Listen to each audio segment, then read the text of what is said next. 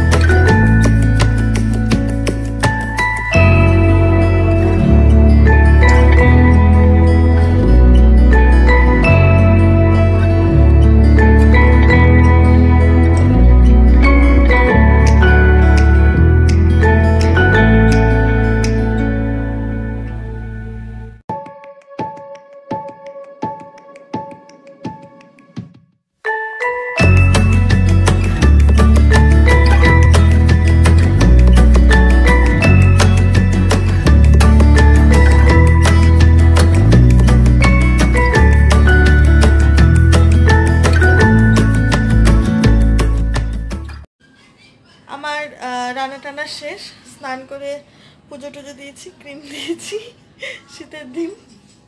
এবার আমরা খেতে বসবো। এই যে আমরা সার্ভ করে দিয়েছি, ভাত বেড়ে নিয়েছি সবাই মিলে। এখন খেতে বসবো। যে সকালের আলু ভাজা ছিল এই দিয়ে, আর এই যে লাল শাক ভাজা, এইসব দিয়ে আমরা খাবার। কালকের খাসির মাংস ছিল, তো এই দিয়ে আমরা এখন খাবো, তারপর কথা বলছি। হাই ফ্রেন্ডস, আমাদের খাওয়া দাওয়া শেষ হয়ে গেছে দুপুরের, তা বললাম। তো এখন রাত হয়ে গেছে। কালকে আমার ভাইয়ের টেস্ট পরীক্ষা, ও মাধ্যমিক দেবে এবার। তো সবাই একটু প্রে করবেন যাতে ও ঠিকঠাক পাস করে। পড়ছে এখন শুয়ে শুয়ে। তো এখন আমরা খাবো রুটি, তারপরে সব কিছু গুছিয়ে গেছে, তারপর আমরা শুয়ে পড়বো। আজকের ব্লগটা আমরা এখানেই শেষ করছি।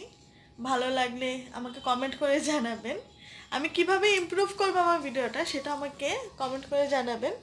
আর আমার চ্যানেলটিকে সাবস্ক্রাইব করবেন, লাইক করবেন, আর আপনার ফ্রেন্ডদের মাঝখানে আমার ভিডিওগুলো শেয়ার করবেন।